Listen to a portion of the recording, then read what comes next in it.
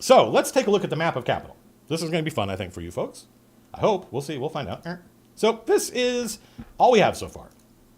I assume some of you recognize it. So this is not finished. It's barely started.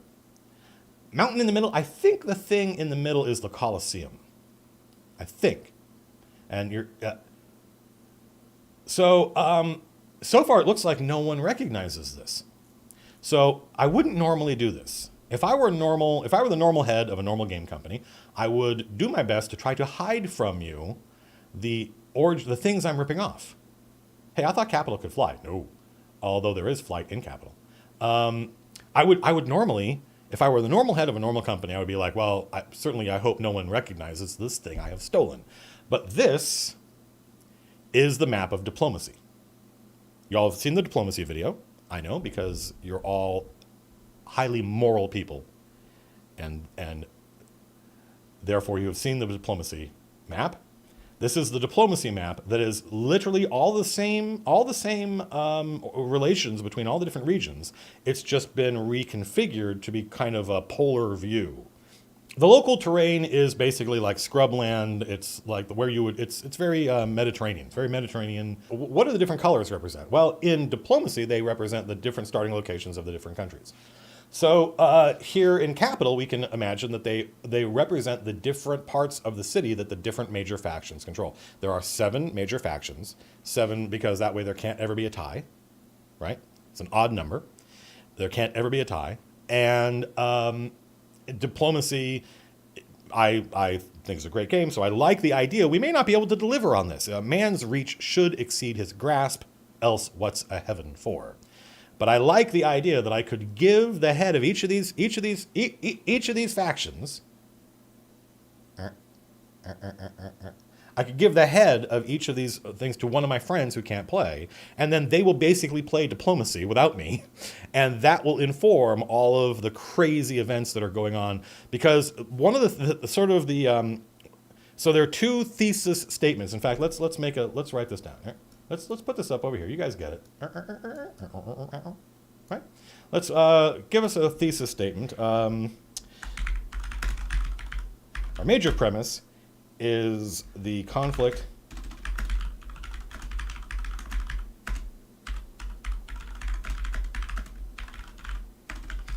between the nobility and the guilds. Our minor premise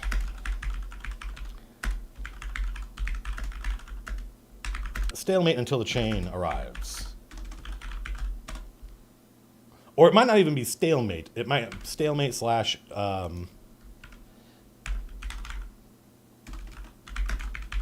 So this is the city. You can see where the different factions are. I have no idea who these factions are yet.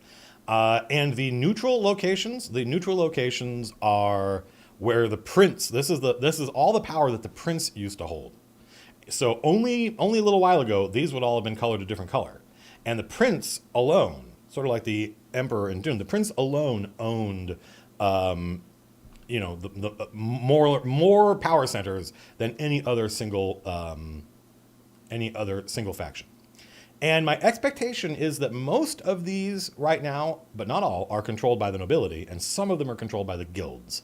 The guilds are a rising power. Now, this conflict between the nobility and the guilds actually propagates itself down into the very bones of the society, because it's not just the conflict between the nobility and the guilds.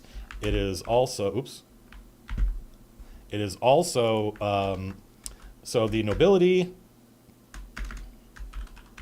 the nobles are all old school. They're all Riojan. They are feudal and patriarchal. You can see where this is going, right? And the guilds are all new money. They are from everywhere, and they're very egalitarian. Let's say quasi-democratic. Egalitarian, the new money from, good Lord. So the nobles are old school, The guilds are new. This is the conflict. The nobles have more of the power now, and they're trying to consolidate even more. And the guilds are up and coming. They have less power. So I think the nobles probably already control like 4 of these, right? Four of these. I think the nobles already control about 4 of these, and the guilds control 3. And so that's where we always start with this, and the nobles don't all agree, and the guilds don't all agree. So there's a lot of infighting between them. Neither of them are consolidated organizations. So what kinds of factions are there? And then there's the Strongholds and Followers assumes that there are 4 basic kinds of strongholds. There are military strongholds called keeps that you spend money on if you want to raise an army. And there are religious strongholds called temples that you build if you want to, gain a greater connection with whatever extraplanar entity grants you your powers, and thereby raise extraplanar allies in battle to help you. There are, wizard knowledge, arcane. There are arcane strongholds called towers that you build because you want to research new spells. And there are skill-based strongholds called establishments that are for generating money and spying on people. So that, it seems to me, is a pretty good way to divide up. We have these 4 ideas. That seems like a pretty good way to divide up the different factions. So we have law/military is one source of power. And we have the clergy, churches. It's another source of power.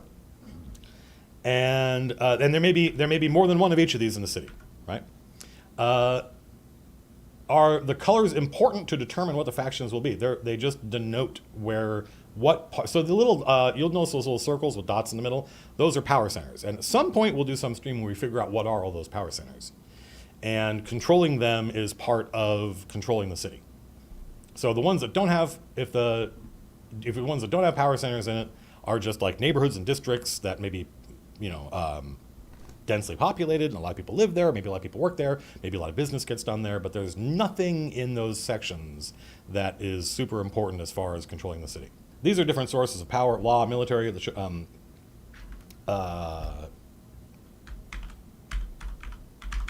knowledge, libraries. Does this make sense? Arcane power. I already have an idea of how that's going to work. And then we have money. Who controls the money? Who controls the currency? Arcane power. I already have an idea of how that's going to work. And then we have money. Who controls the money? Who controls the currency? So this is just a scratch pad of stuff I'm thinking about. And there are some things I feel like I already know. Like I was thinking, this is literally on the way home last night and then on the way in this morning. I was thinking that for a long time I wanted the Imperial College, right, the Imperial University, to be a major faction in the setting. And actually, I ran a whole campaign with a friend of mine who was a student at the Imperial University, so I feel like I know a lot about it. And it would be one of the noble. It would be on the noble side. It represents the kind of old school traditions of people that want to keep Rioja in the hands of Riojans and keep it in the what's the word I'm looking for? The traditions of the noble structure. And I was like, but I couldn't figure out how to make it work, right? I was like, why would anybody care about? Think about like Oxford and Cambridge. Those places don't actually have power. People that come out of there do, but the college doesn't. Like graduating from there tends to be something that the great and the good are expected to do, but the actual colleges don't have power. So how do we give a college power? How do we give this giant university that's basically its own city, right? It's a university that has many colleges inside it. So when you attend this university, you are going to one college to learn. There's a College of Statescraft, for instance, Statescraft and Diplomacy. That's where my friend Aaron was for his campaign. And so I was like, well, and I also knew that I wanted like espionage to be a big thing, and there should be something in this city that is like, the CIA and worked for the prince right? And it was the prince's information. Sufficiently powerful organization in capital will have its own intelligent gathering division, right? It doesn't matter if you're a guild or a normal house, you have a spy master, okay? It's a city of the great game. But how did the prince, the largest one would have been the prince's intelligence gathering organization. And so I went, wait, colleges are all about knowledge and information. You know, spies and assassins are all about knowledge and information. So that's where, so they're the same thing. So here in the Imperial University, I think, is also the CIA, which we don't have a name for yet. The Imperial University was the prince's, like somewhere inside there. So there's probably a college of, you know, probably has there are several different colleges inside a university. One of them is probably the College of, I hate to just mine like statescraft and diplomacy, but that seems like a good one. So I think it's probably the College of Statescraft. Statescraft and diplomacy, which is where noble people from all over the world send their kids to learn how to be a good leader in a world where there's war and armies, and you want to, you know, being good at statescraft and diplomacy is critical to being a leader in Orden. And it also just happens to be like this that has a department within it. We maybe need to know the name of that department. That is, you know, a full-time staff of intelligence gathering. You know, there's operations and intelligence, and they work for the prince. The prince funds the Imperial University, and so there's some sort of bureau inside the College of Statescraft and Diplomacy that is in charge of, you know, most of the people at this college. Most of the people at this college are students and teachers. Most of the students are the children of noblemen from all over the planet, who are sent here to get a really expensive education and learn how to be good leaders. But within this college, there's a full-time organization and this is great, right? Because you've got all of these kids, all these students coming from all over the world, and they all belong to the most powerful families in the world. So that's why the prince's intelligence agency is inside this college, because they just listen to what these students are talking about, and they learn and gather an incredible amount of really high-value information regarding what the hell's going on in the world. So the College of Statecraft and Diplomacy, there's probably a bureau. Do they call it a bureau? Probably, actually. We may come up with a better word for that. Let's go to our old standby, Dungeon Master's best friend, the Thesaurus. And let's look up bureau and see if we can come up with a good synonym for that. The board, the committee, the department. Department's not bad. Office isn't bad. What would be inside a college? Bureau probably is correct. Be the Bureau of Information. No, it's a little bit too Brazil. I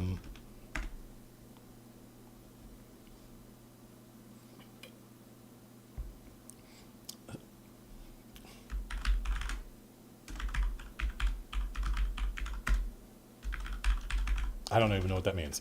Bureau of Interdepartmental Authority. No, that's terrible. But I like that it might have some kind of euphemism, right? Bureau of Intelligence. And there's two of them. There's the Bureau of Intelligence. So there's the Bureau of Intelligence and the Office of Operations, and these are all temp names. We may come back to these. Nobody freak out. It's not unusual during these streams that we write down a whole bunch of ideas, and then I go away and think about it for weeks or whatever, and come back and go, I think I got a better idea for this. But it's important to me that we divide, because this is how it is often done in the real world. This is how the CIA used to do it. I don't know if they still do. Where they have two different divisions. One is gathering intelligence, and one is conducting operations in foreign countries to try to achieve a goal. We figure stuff out, and then we act on what we figured out. And there's often a tension between these two organizations. So even here within the Imperial University, We have the College of Statecraft and Diplomacy. We have the Bureau of Intelligence. All we do is gather information, right? If you're an intelligence agent, you're not a spy. Well, actually, but maybe you are a spy. But the point is, you are somebody whose job it is to just go listen and report back. You don't assassinate people. That's the Office of Operations. And I like the Office of Operations because it's properly euphemistic. You could go to a party, if you were a member of this, dressed well, go to a party and say, oh, I'm with the Imperial University. Oh, what do you work for? I'm in the Office of Operations. And they would assume that you were like a bursar or something, that you just handled matriculation. And you're like, that's what I want you to think. But actually, we operate operations. We operate our spies in other countries. We do the prince's will. We serve at the pleasure of the prince. That's probably a phrase they would use. We serve at the prince's pleasure. So another thing we have to know about the Imperial University is that it's run by, the master of the university, the chancellor of the university, is a nobleman and the head of one of the great families.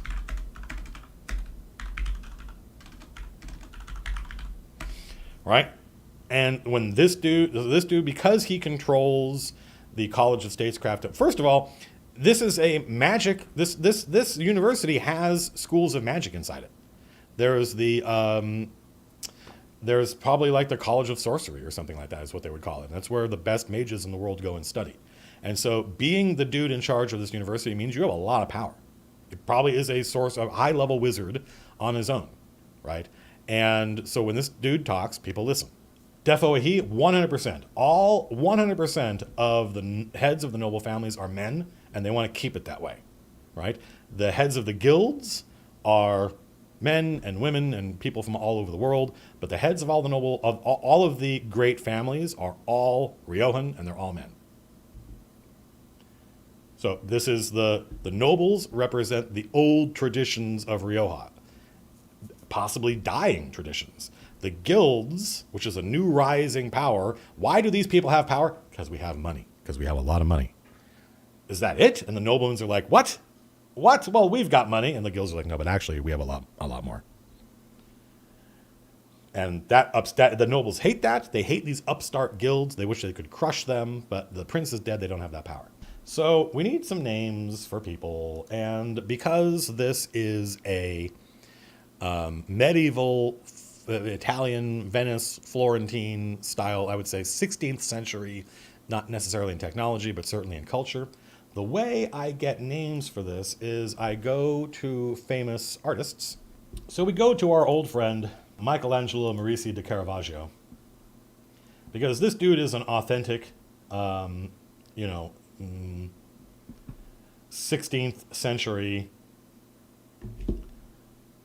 artist. Is Caravaggio important? No, he's just an artist I like, but he was born and lived during a certain space of time. So when I start reading his Wikipedia entry, I see all his relatives and the people he worked for, and I'm like, oh, these names are great. Right? Easy.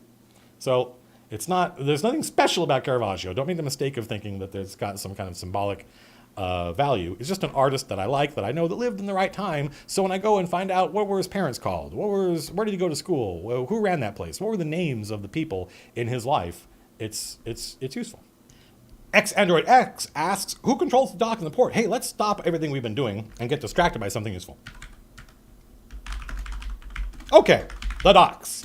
So there's a list somewhere that I already have of the guilds. Here are the 9 guilds. Are there 9? 1, 2, 3, 4, 5, 6, 7. 7 guilds. Great. Awesome. So we were talking about who controls the docks. And the reason we went down this road is because I went, yes. So the docks, I think, are this big purple faction, this big purple area, which you can't see in the lower right. And it is a very powerful part of the city. Controlling the docks means you control quite a lot. And I feel like I know a little bit about the docks. The docks are the only place in the city you can walk around freely with weapons. Because people get off ships, they want to hang out, they want to go to a pub, they want to get something to eat, they want to get shagged, they want to get some food, and then they're going to get back on a ship. and it's just impractical to be confiscating all those people's weapons. Some of these people are only spending a night, a couple of hours in the city before they get back on a boat and go somewhere else. And so the docks are this very unruly, but they're the most multicultural part of the city. And it's just a riot of color and all these different people selling and trading and doing all this work there. And I think the docks are controlled by one of the guilds. I think that's one of the reasons the guilds are rising in power is the prince probably contracted one of the guilds to run the docks. It was probably a big deal. The noble factions didn't like that idea. Did you make that map? No. Nope. I did not. But by the time we're done with it, it should not. It won't look exactly like this. We'll get art. Eventually we'll do a stream where we talk about the streets and districts and stuff like that, and get a little bit more detail about the actual geography and how you get around. But that's not important right now. We're just trying to figure out who's in charge. And we know a little bit. We know a little bit about the Imperial University. Let's make that bold. So this is one of the factions. We don't know who runs it yet, but I've got some ideas. And we're gonna just take a little detour here and talk about the docks. We know it's run by one of the guilds. So let's make this like a. Let's give some order to this nonsense.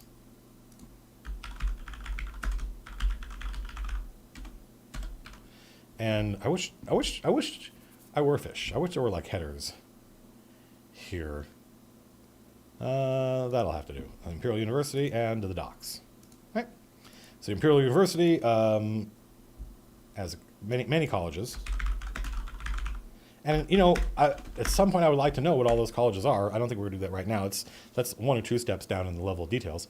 Imperial University, many colleges, College of Statecraft and Diplomacy, which contains the Bureau of Intelligence and the Office of Operations. There's a chancellor in the university, is a nobleman, and the head of one of the great families. Okay, that's it. The docks, however, is run by a guild. So which guild is it run by? And again, hopefully I can set the stage, right? The docks, as you approach Rioja, they're the first thing you're going to see.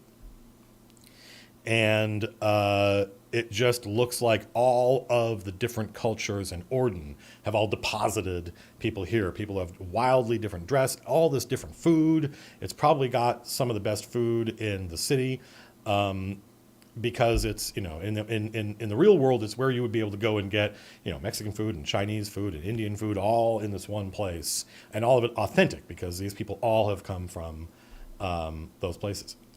So what are the different guilds? The different guilds are the Pocket. There's the Pocket, which is the Thieves Guild. There's 9 Silver, which is the Assassins Guild. This is an old version. This predates a lot of my current thinking.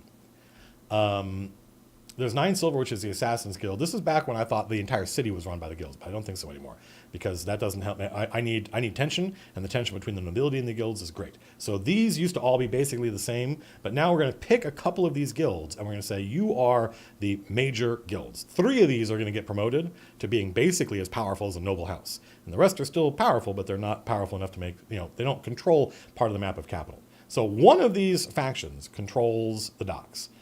Sword and Shield, the Gladiators Guild, probably not them. Actually, there we go. Yeah, okay. There's the Guild of Watchmen, which I don't know. We're going to keep that. We'll see. There's the Fulcrum, the Merchants Guild. That seems reasonable, right? So run by a guild, run by the guild, run by guild, run by the Fulcrum.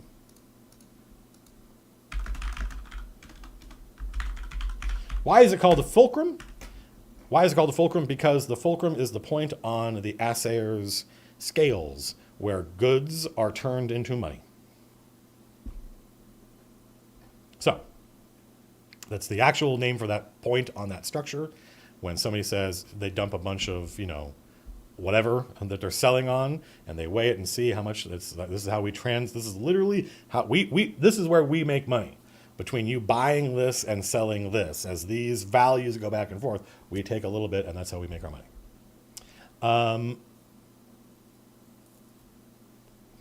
So it's run by a guild, the Fulcrum. They are a powerful guild. I don't know who's in charge of the Fulcrum, but let's figure it out. All right, so who is the master of the Fulcrum? Well, we already know a little bit. We already got to be careful with typos when typing that word. So who is the master of the Fulcrum? Well, it's not going to be a male Riojan, because this is how we distinguish the power of the guilds, which are new and uprising, growing, new and growing, with the power of the nobility. The nobility are old, and they represent the kind of old school way of thought, very, very feudal, very traditional. All the heads of the noble families, with like maybe one exception, all the heads of the noble families are all guys. So the master of the fulcrum is probably a woman, and probably not from Rioja. She's probably from somewhere else. Human or no? I don't know. I think for all of the major powers, I think something for the fulcrum should probably just be a woman, be a human woman. I don't want to go too crazy. I think we can get crazy with other ancestries, other different kinds of species, if ultimately, once we get into some of the smaller organizations. One of the reasons the noble families hate the current situation is not just that the docks, which are a critical, important part of the economy of capital, are not controlled by them, right? This is a great affront. The docks, we have always controlled the docks, but now they don't anymore. It's not just that it's controlled by a guild. They hate the guilds. They hate the idea of anyone having non-hereditary power, right? That disgusts them, and they wish there was something they could do about it. It's run by a woman. It's the ultimate, the final insult, and they hate that. They hate it. By the way, these noble families, the great noble families, and they're the only ones who feel like this. Everyone else who are born and live in Rioja, they think of Rioja as a fantastic multicultural city. They don't think of themselves as living in a patriarchal society because the nobles aren't that important anymore. They're still important, right? But there's the guilds that are growing in power, and most people in Rioja go their entire lives without dealing with any of the nobility. So this attitude that the nobles have does not represent the average person on the street. It's only if you are a member of that noble house, or you're somebody who benefits from the trade that they do and the money they raise and the power they have, that you would espouse those views. Actual capital is hugely multicultural, and they don't have those kind of old school traditional hang-ups. So I think it's just a human woman. I think she's from Higara. So she is from the Opal Empire.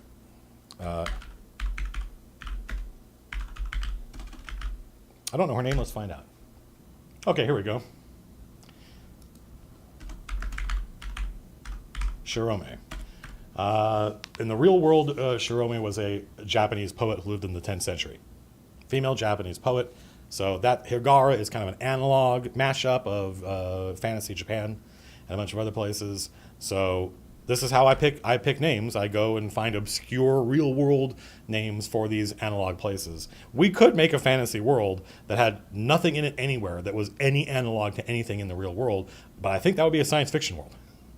The whole purpose of so Shoroma is the master of the fulcrum, and I don't know like if she dresses in traditional Higaran garb. It would, like it depends on who she's. It probably depends. So Shoroma knows. Oops.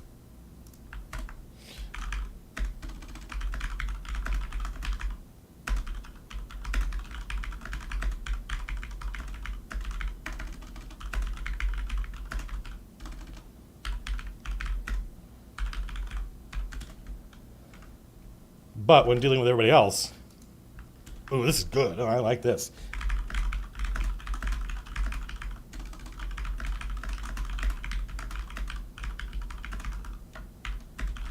So she thinks of herself as Riojan. She was born here.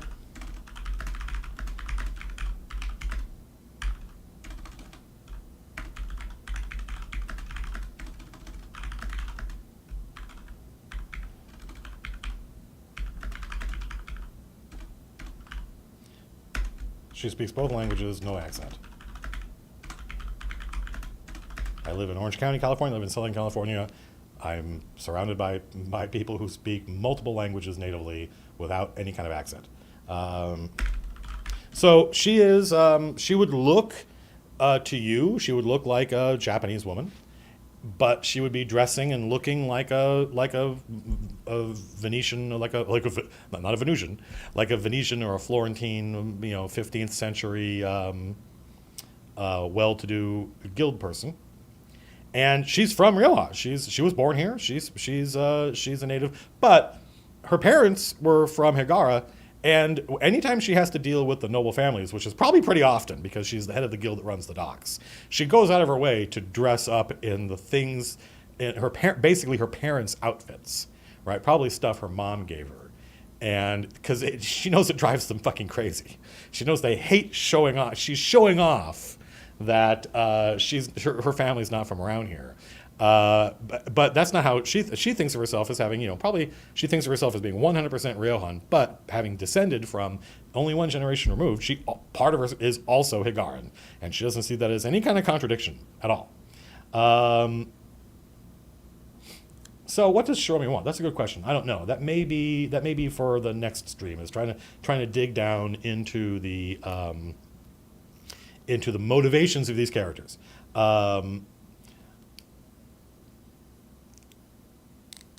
So I think that, I don't know, if she's the master of the fulcrum, what she wants is probably the same as what the fulcrum wants. And I think probably what the fulcrum wants is money, trade. This is the thing that disgusts the nobles, is that these guys just want to make a lot of money. They want to get rich. They want to live wealthy lives. They want to provide for the people that work for them. And the noblemen are like, you shouldn't be able to do that. You are not noble born. That is an affront against tradition. The average Rioja would be, you go, girl, you get your money, right? And so what she wants is, there's probably some personal stuff wrapped up in it that I don't know yet. This is not that. So we know one thing. we know one thing. We may not even know that. We know one thing. We know we've been streaming for an hour and a half, and we have figured out one faction. The docks run by a guild, the fulcrum. So this map, right? This map, the purple, the purple area is run by, and at some point we'll figure out what those three dots are. The docks, the first thing you see when you come to Rioja, where all the trade happens, is run by the fulcrum. The fulcrum is run by Shoroma. And we know a little bit about her. We know enough about her to move on. We gotta figure all this stuff out. Let's figure out. So we know a little bit about the. What's going on here? Where are we? What are we doing? So I need a name for the noble house that runs the university. So if I've done a good job, you're like, she sounds cool. That situation sounds cool. Let's find out more. The thing we're going to find out more about are the other. So I think the Imperial University is run by House Alvaro. House Alvaro is one of the oldest families, not the oldest family.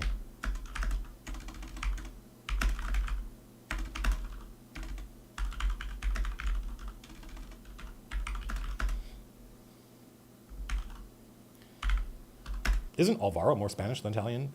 This isn't Spain or Italy. This is neither Spain nor Italy. Higara is not actually Japan. It is inspired by it. There could be characters in there that is an important point. These are my bullshit fantasy mashup analogs that I have fun playing with. This is not the real world.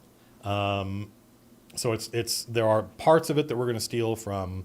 Like Vasloria is not medieval England. It's also not medieval Germany. It's also not. It's different parts and different pieces of 11th century France and 15th century Germany, and it's got a whole bunch of stuff all mashed up. This is the fun. This is the fun of being a dungeon master, is getting to do this and play in these sandboxes. So House Alvaro, one of the oldest families in Rioja, and who is the chancellor of the university? This guy's an asshole.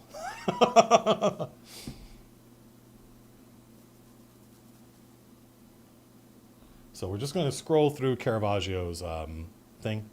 Ooh!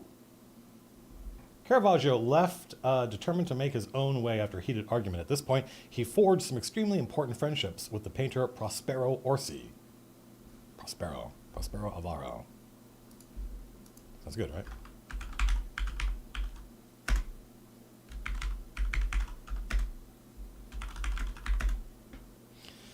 right? So this guy's like a powerful wizard.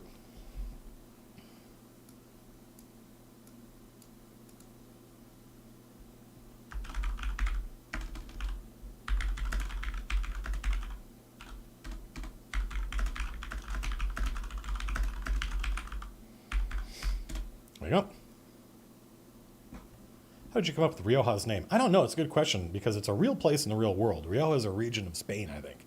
And I'm like 90% certain I had never heard it before, because how would I have? This is pre-internet. I don't think I had written anything like it. And I just thought it was a cool sounding name. And that happens. You can't get too worked up about that stuff. The only reason you've ever read any fantasy name and thought that was a cool original name is because you don't know enough about the real world. Because almost every fantasy name I've ever heard of, by coincidence or by accident or by design, there's something somewhere in the real world that sounds exactly or almost exactly like. So we always have to be careful when we're doing these world building streams, because I'll make something up and somebody will go, oh, that's from an anime. I'm like, yeah, but I didn't know that. And the only reason you're objecting to this name I made up and not that name I made up is because you haven't watched or read or been to enough different places. Otherwise, you would have objected to that too. So we have to be careful. We have to realize that we have to come to grips with the fact that we have to think it's cool first. And I will occasionally, and if we think it's cool, oh, Rioja, that sounds like a cool name for a region. Some percentage of the people watching are going to be like, what? That's like naming it New York. Because to them, it's a real place. But I can't make everybody happy. I'm only trying to make me happy. Now, I will occasionally do a little bit of vetting. I will occasionally, if I'm making, especially these days, if I'm making something up, I'll go and I'll look, hey, this seems like something I made up, or this seems like something obscure I stole. Is this a famous thing from like Game of Thrones? Something hugely famous, not obscure here in America, hugely famous that I, Matt Colville, had just never heard of because I think those things are dumb. So we have Imperial University, run by Prospero Alvaro, Lord of House Alvaro, one of the oldest families in Rioja, powerful wizard. He's the titular head of the College of Sorcery. In other words, being the College of Sorcery is probably the largest and most important one of the colleges. And so sort of like kind of how the President of the United States is automatically the head of his party, even though he might not be doing any work to run it. But it's just a tradition. So he is the titular head of the College of Sorcery. He doesn't actually do any of the day-to-day operations. He just has the title. And he might be like 18th level. I don't know. But somebody asked about the church. Okay, so let's figure out the church. I don't know how this is going to go. And now we need to know about the gods of Rioja. So this is the result of the previous stream. So now we got to figure out which of these gods is the main one. Lord Anso. So Lord Anso is the god of nobility. Is he the largest, most powerful church? So who of these guys is the major god? The Church of Saint Verona the Meek is the most numerous church in Rioja, but not the most powerful. Aha! It says right here. Thank God. Old Matt from months ago, chat from months ago, folks who helped contribute to this from months ago.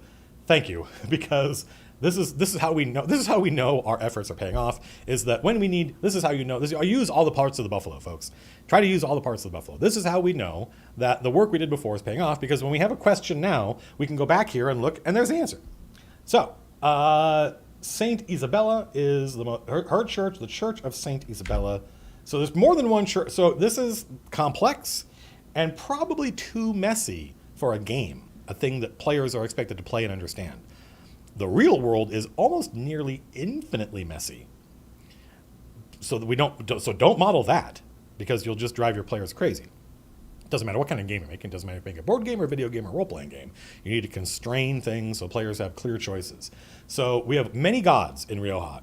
Each of those gods have many saints, but each of those saints have many churches, because each saint represents different things, and those churches don't agree on what the teachings of the saint are, and some of them agree, but they're like, well, we handle this part of what they teach, and we handle this part of what they teach, and some of these churches think that these churches are heretical, but these churches are like, well, we get power from Saint Isabella, just like you do, so obviously we're not.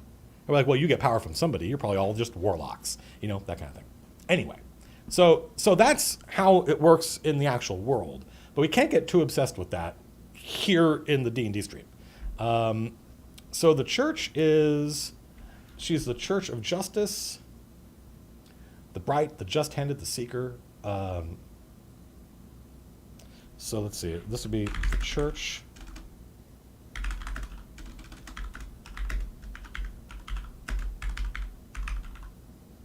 I think maybe it should just be Isabel. I think Isabella, no, saints have longer names than gods.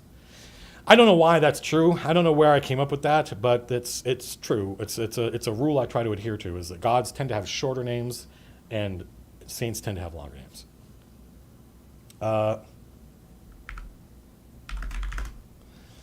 So this is the Church of Saint Isabella.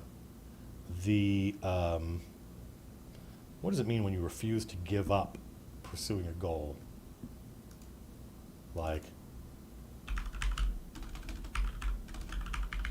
relentless.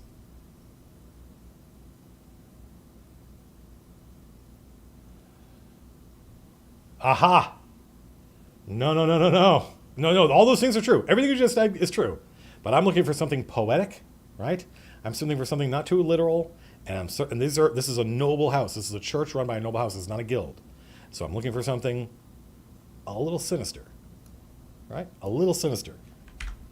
But that still reinforces the notion that this is the God, this is the saint of justice, right?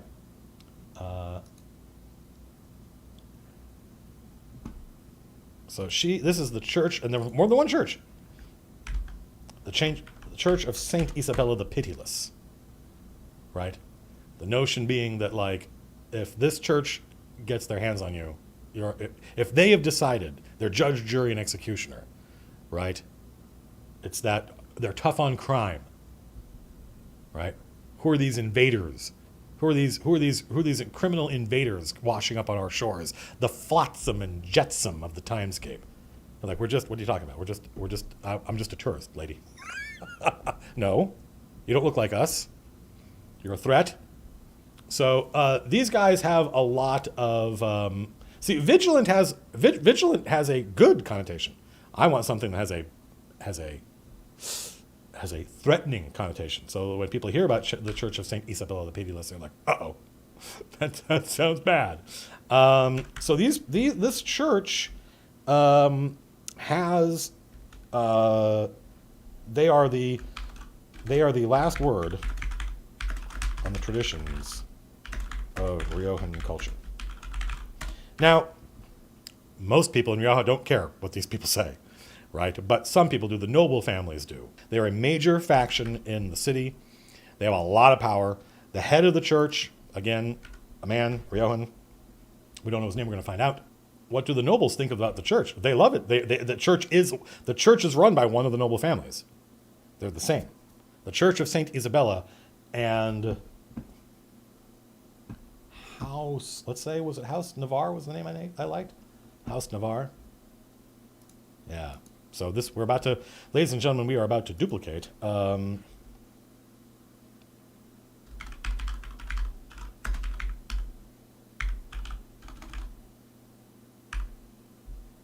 I think it's just 2 R's.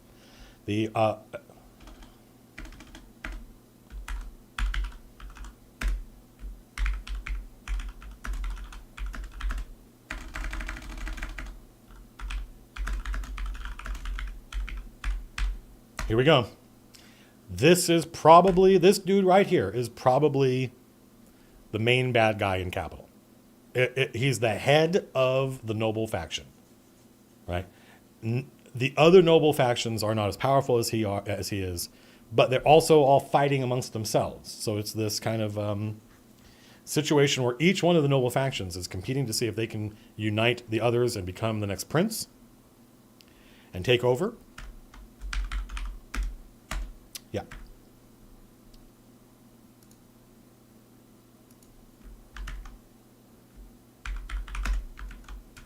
Yeah. Oh, that's good. Yeah, that's good. That's important. You said something important, the new Teddy. A+, because the nobles run. I guess this is the clearest way to explain this. The noble families of Rioja run the oldest institutions. So part of what we're figuring out is what are those institutions, and then we assign each of them a noble family. So the nobility, the institutions, intertwined. The guilds represent this extra noble, extra traditional threat. They are not part of the normal power structure.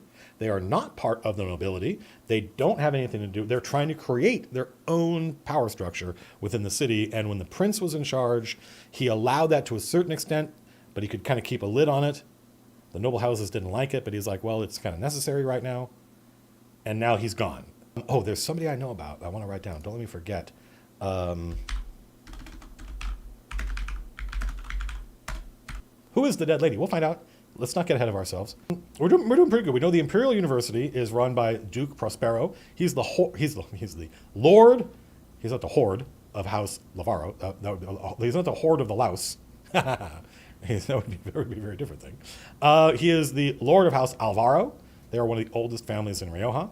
And so by association, House Navarre is the oldest house. Formerly the royal house.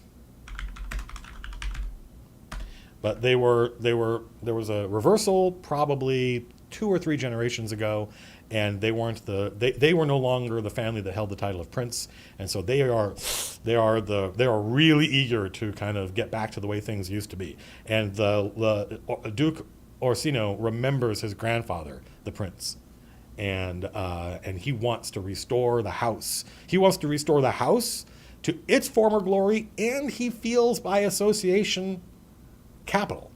He feels like capital has become, that it's degenerating. That it's not ordered the way it used to be. It doesn't make the art it used to make. Well, of course not, because now there's artists from all over the world that come to it. But he remembers when there was Riojan art. He remembers when it was Riojan plays and music that everyone around the world sang.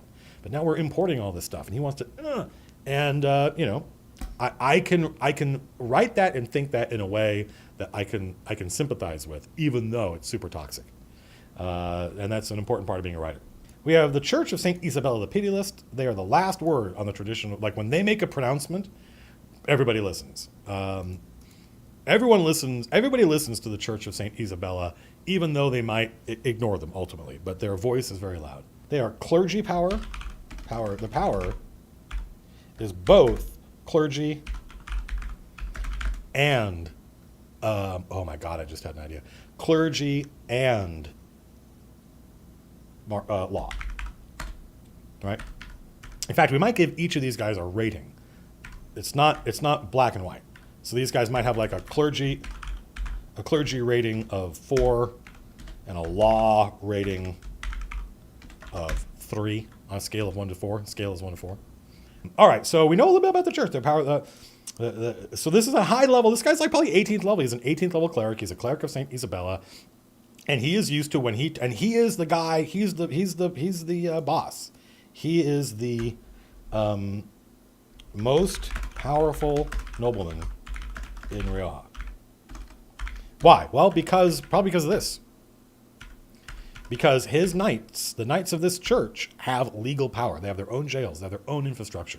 You're going to discover that there's several different overlaying military and law structures in Rioja, and it's complex. Kind of like the real world. We don't think of it as complex because we're used to it, or at least here in America, right? There's the cops, there's the sheriff. Like I live in a place that's largely unincorporated, so when you drive around, it doesn't say, this town's police. It says this town's police run by the sheriff's department, because the sheriff, or the county, so there's the city law, there's the county law, there's the state law, there's the FBI. But there's actually a lot more. There's the Bureau of Alcohol, Tobacco, and Firearms, which is basically the Bureau of Partying. There's the Bureau of, there's alcohol, tobacco, firearms. Sounds like a tailgate party.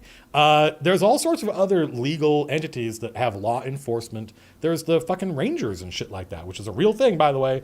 And so this is also true here. If you are a Riojan citizen, you go about your day and you don't worry about 90% of this stuff. It's probably the local city watch that if there's a crime, you're gonna report to.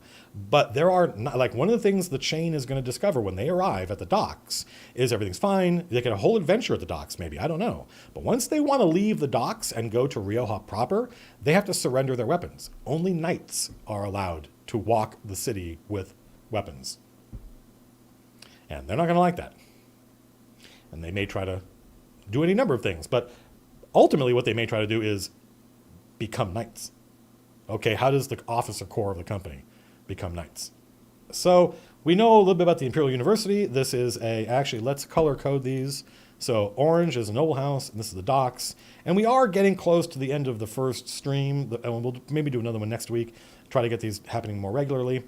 And we'll fill these out some more, but we have all the bones of what we need. And I don't want to get to the dead lady yet, but I still want to do her today. I would like to figure out one more thing so we know a little bit about. So let's look at the. What else is there? We've got the Imperial College. What is another thing, another power structure that we need? I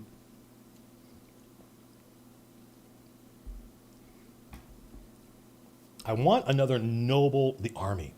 Yeah, the army. Trigger 961 is correct. Everybody else is giving really good advice, but a lot of these things, when we talk about banks, when we talk about artisans, these are going to be controlled probably by the guilds. Right? So what are the real power structures in a city or a country? Because remember, capital is a city-state. It's its own nation, basically. So who runs the actual army? Well, it's going to be a noble house. And it is going to be House Verona.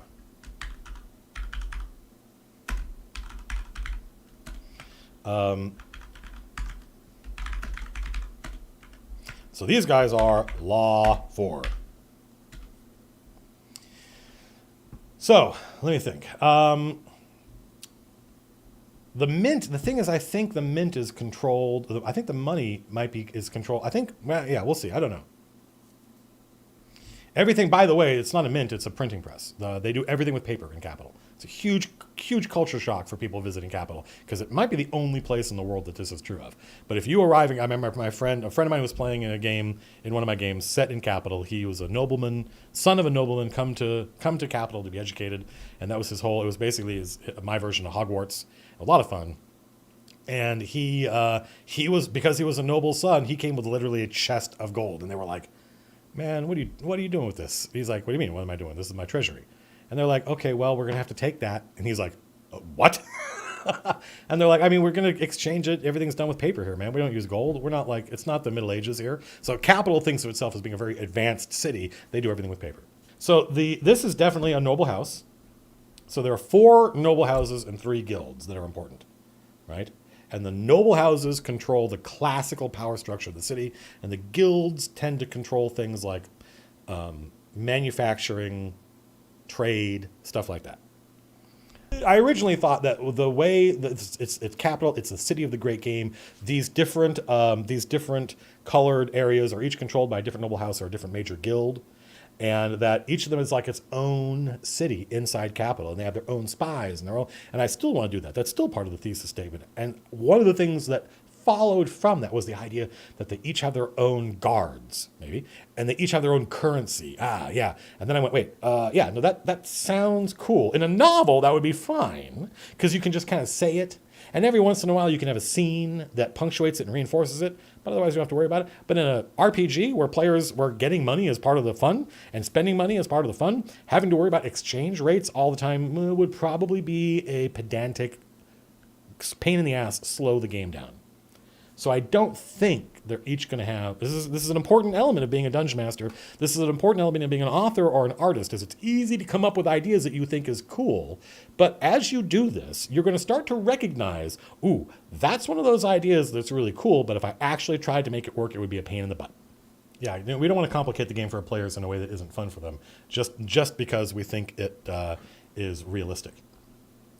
And when there's a phrase that I use that is it's one of the most pretentious things I ever say. And that says something, because I spout pretentious nonsense on an hourly basis. When verisimilitude fails, authenticity is no defense. When your players check out and they go, this doesn't make sense to me, or I don't like this, you don't get to say, but this is how it would really be. They don't care. Verisimilitude has failed, and your defense, but this is authentic, isn't going to help. They don't care. It didn't work. So we've been doing it 2.5 hours. Not bad, folks. Not bad. We might have two currencies. The guilds use one. The nobles use another. Huh? Then so that might be an interesting compromise. Is there a media of any sort? Yes. darker Galahad, but I don't think we're going to talk about it in this stream. There is another part of this central tension. This is how we know. This is how we know that the nobles versus the guilds is a good central tension, because it gives us many, many layers. It's not literally just these houses versus these mercantile guilds. It's also tradition versus the new, right? It's also the patriarchy versus a kind of egalitarian meritocracy, right? It propagates down. It's also the fact that there's now there's a new tension, and this is brand new when the players show up. This is just starting, and they're going to see it unfold. There's a tension between the broadsheets and the printing press, and that is who controls the information in the city. Because traditionally, it's been the noblemen. I mean, the Engravers Guild. The Engravers Guild engraves these broadsheets, and they do, I think, like one a week. And that's how people in the city know what's going on. And the guys with bells that have the broadsheets and sell them. But now there's an Engravers Guild, and they can produce 2 or 3 different papers a day. And that's something 100% I stole from Terry Pratchett, but Terry Pratchett stole it from the real world. And so now this notion of being able to quickly and cheaply make your own information and distribute it to the people is a huge threat to the nobility. Huge threat. So that's going to happen. We're going to get there. Not right now. So the army. What is the army? I don't even really understand what the army of a city is. What is the standing army of a city? Are they the guards? Are they the city watch? I don't know why people are talking about the Navy. No, the Navy is the thing you use to go attack other people. I'm talking about like what is the army? Well, maybe it is the Navy. Maybe it is the Navy.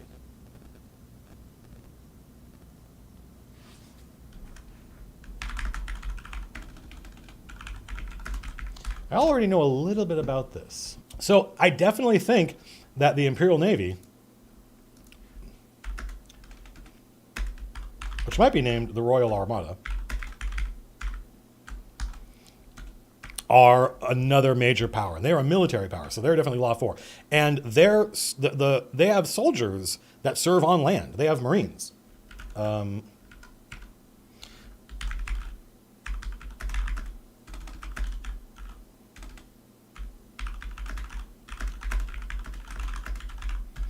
They might not have the most, the Marines.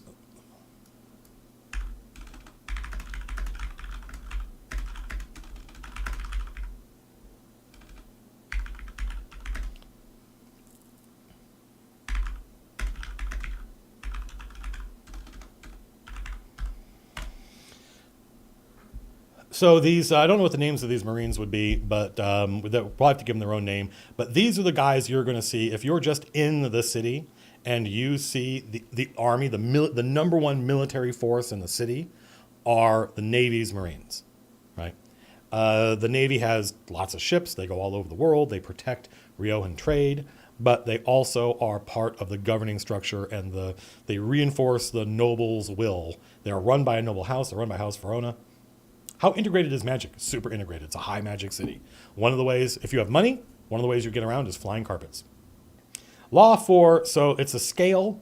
There are 4. There's law, the clergy. What are the other ones? Knowledge. This will probably be a 2. Because the church definitely has its own libraries, right? And then there's money, which is also probably a 2. This is one of the reasons the noble houses have so much power, is that they are 2 or better probably in every rank. But the guilds probably have each guild has 1 4 and maybe a 3, and then often nothing. Like the Fulcrum has no clergy. They have so let's do the same thing here. All right, there we go. So the Fulcrum is definitely clergy 0. They have no church. They don't run a church or anything like that. They're probably law 2 or 3. I don't know which, because they have to be able to defend themselves. In other words, they have their own guards. They have their own soldiers. I had to, in order to protect their stuff. And knowledge is both like arcane, but also it's like wizardry power.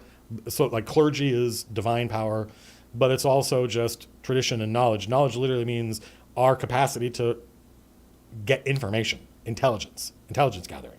So law, money, these guys are money for, right? There may not be a noble house that's money for.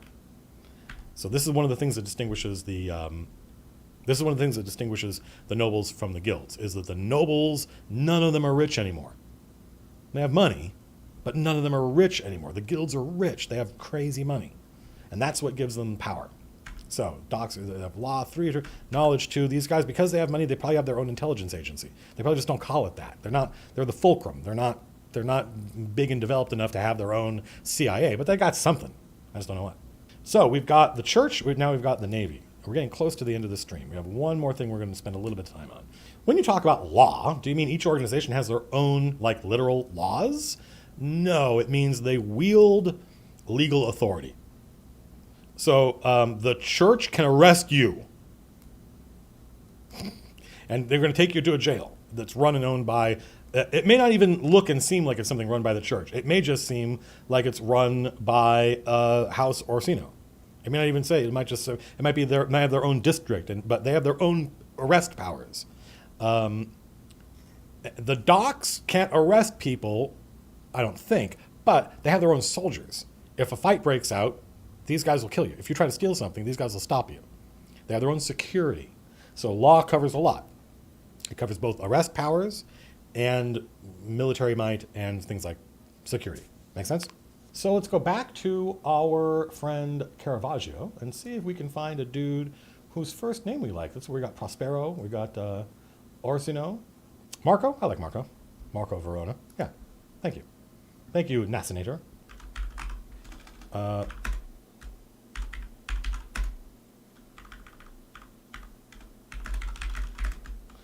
So what's the name? Is it Admiral? What's the name of something? What's the name of somebody who runs a navy? Sea Lord, I think. Lord of the Admiralty? Yeah, Lord of the Admiralty. Lord of the Admiralty sounds right. We can do some research and go find out what things in the real world. They have multiple admirals, and they have admirals of different ranks. So Admiral Sforza, whom we met in the fiction that I've sent you folks, he's just one of them, and he's a good guy. He's a legit good dude.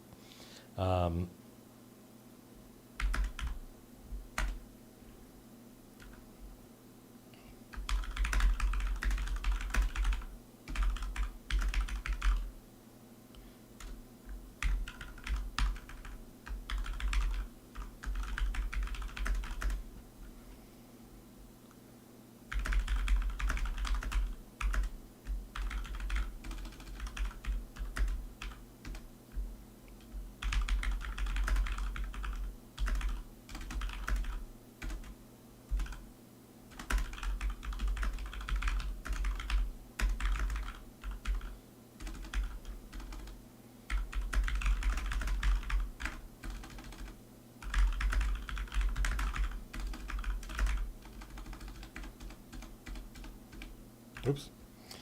Sorry, I'm writing.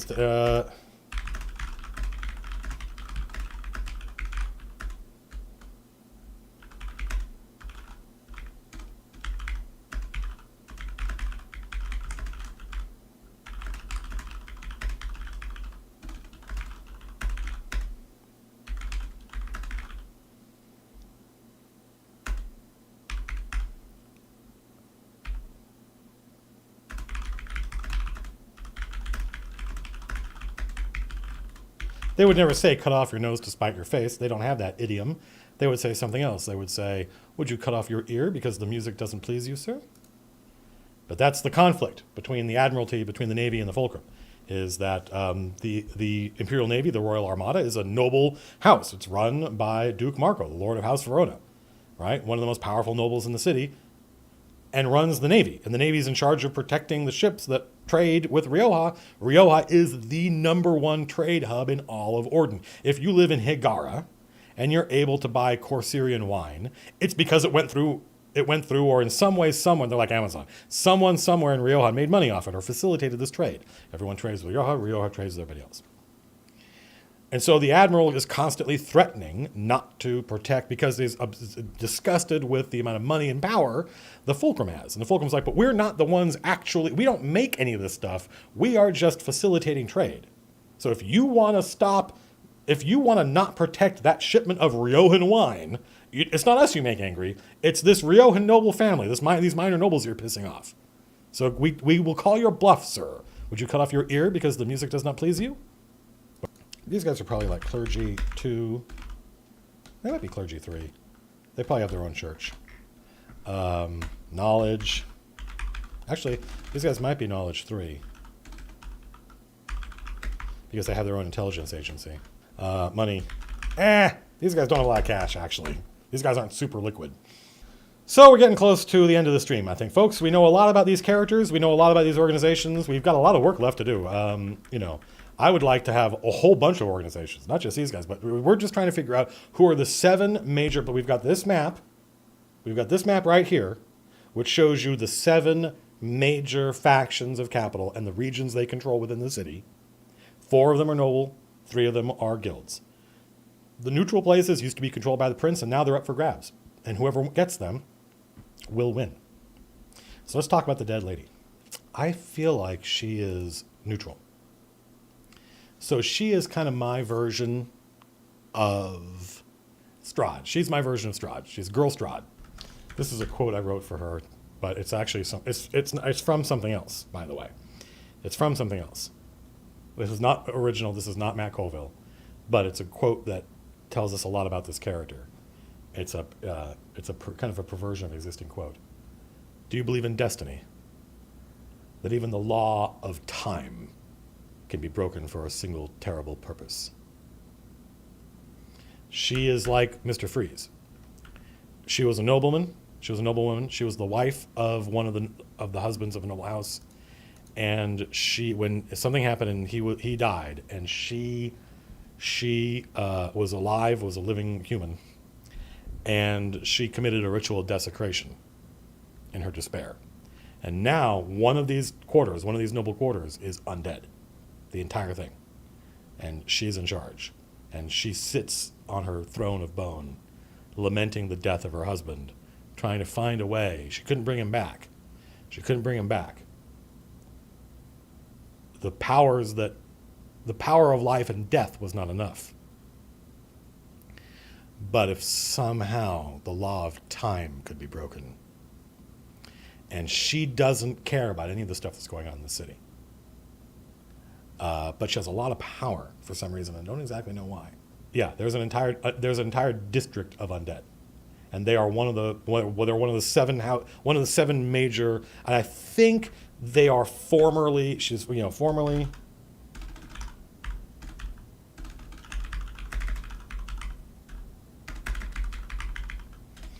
And so there's something that she's in control of. There's something that people need that she runs.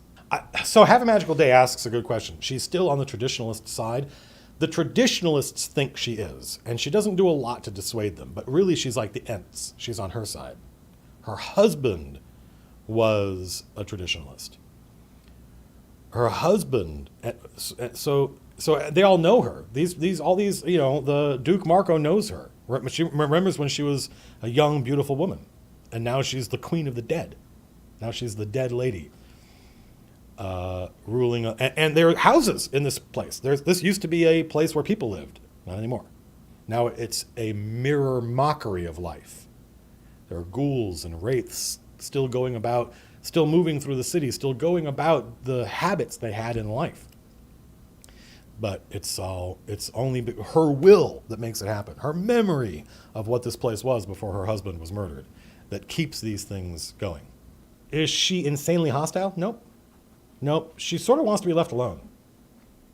She wants to solve her own problem, which is, how do I bring my husband back?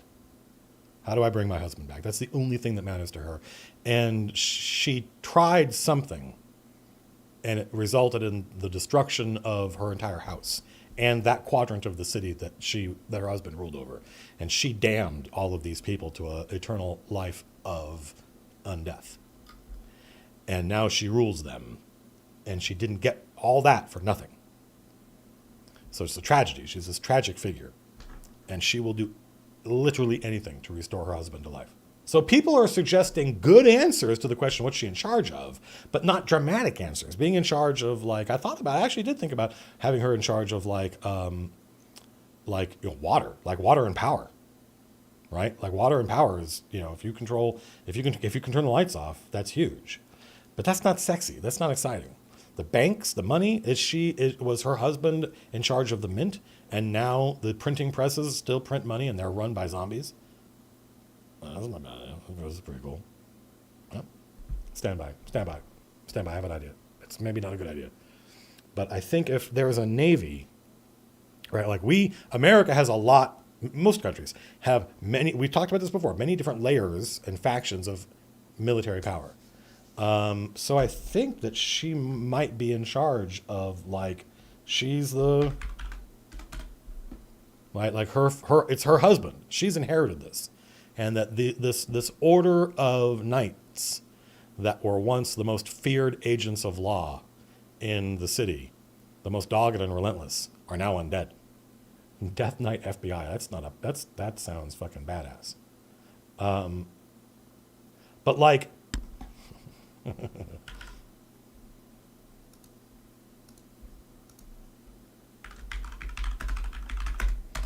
the problem is, so these agents are still intelligent. They're undead. They're still intelligent. They remember their former lives. They're still good at their jobs, but they only work now. They work for the dead lady. They used to work. They felt like they worked for the city. They worked for the nobleman who was a traditionalist but believed in the principles of law, right? And so now if someone wants to, the thing is, it used to be you could sort of depend on these guys to do their thing.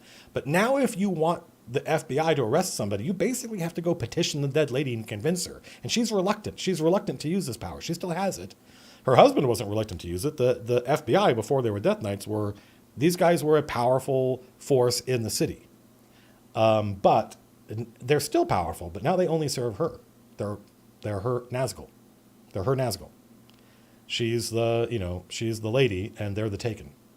But they don't do anything. They just stay so if things go bad, you're in trouble when there's one of these fucking Death Knights walk in and you're like, oh shit. Because not only does it mean you're in trouble, it means that you pissed off someone with pull over the dead lady. And he went and petitioned her and said, please remember your husband. Think of what he would do. We need to arrest these people. We need to stop. We need to put this down. And she's like, what does this have to do with me? But she can be convinced. Yeah, the IRS idea that she collects taxes, I don't think tax collecting is being exciting, but Death Knight FBI and zombie tax collectors, we can have our cake and eat it too.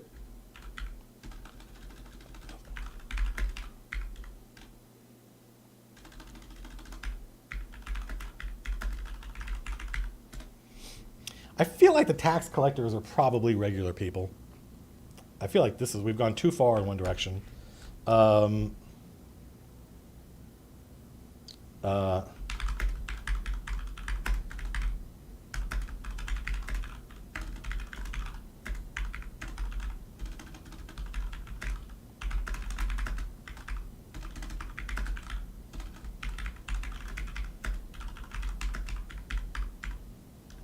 What is the name of her house?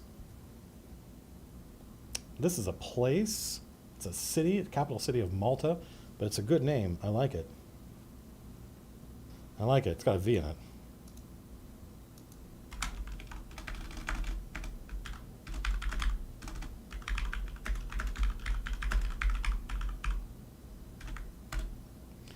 These are some good names. This is a little bit on the nose, but I like it.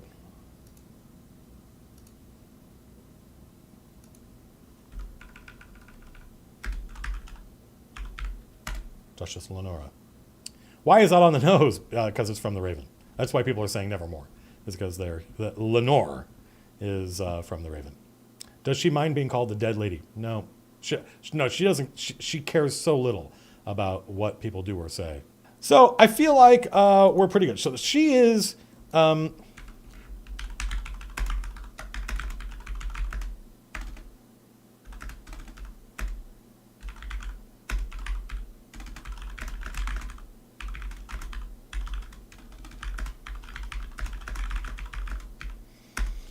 if there were I don't know if there were a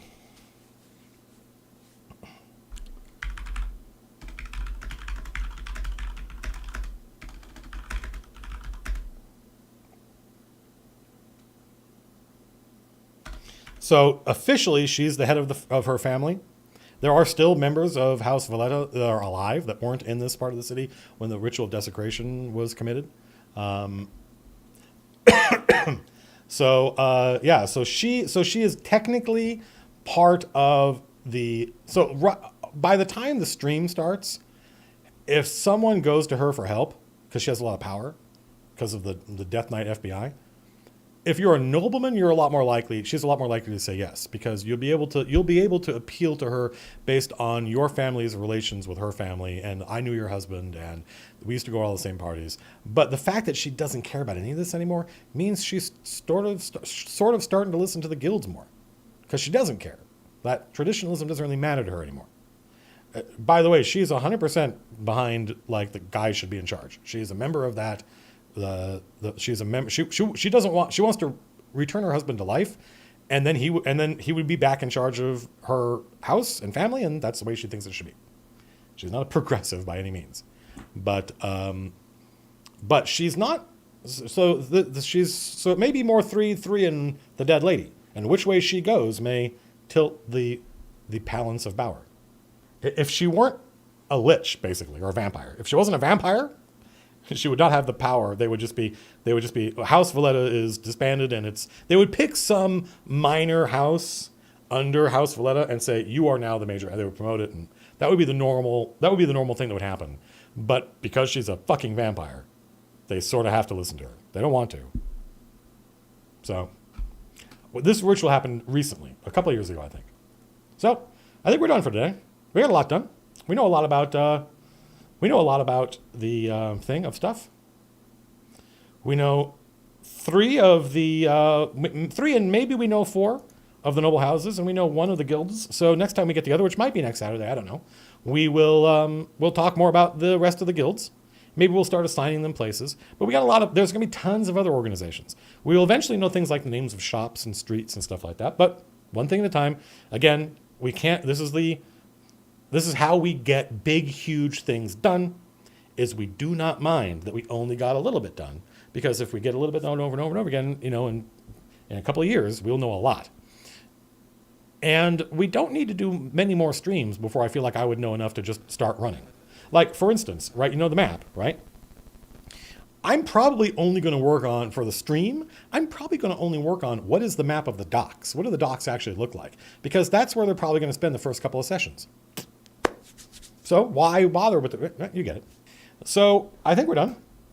Let me save this. God, if I failed to save this, that would be a whole thing.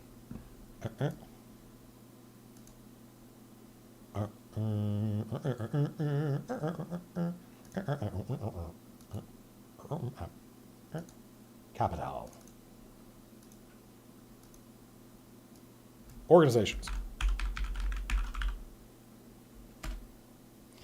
The power of a well-indexed hard drive.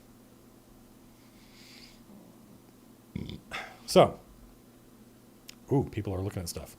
You guys can't see all this stuff. Away with you wee monkey. Is that character art, you spy? Well, I mean, there's a picture of an inexorable here. So, that's it. I think we're done. We can get rid of this. Whatever the hell it is. Capital. We can go back to this. Transmute. Hello. So, thanks for hanging out, folks. I feel like we did good. There was a lot of interaction. People had good ideas. This was a lot, this wasn't collaborous, where I'm literally just soliciting ideas from the stream. This is my creative process. But every once in a while, somebody would say something cool. I'd be like, oh, hey, there we go. Well, don't edit out all the tangents. The Twitch video is not going anywhere. Don't worry. You guys can always watch this on Twitch. But for the YouTube audience, they don't want the blah, blah, blah. So I don't know if we'll stream next Saturday, but we might. It depends on how next week goes. And that's it. So This is the first part of what was probably a 2 or 3 part stream series, and I don't know what will happen next, but we might get another video done next week, and then more streaming, probably more code names on Tuesday night, probably more NetHack, The Adventures of Tarna, crazy. We might play NetHack tonight. I don't know. Who knows? And play it by ear. Until next time, folks. Peace out.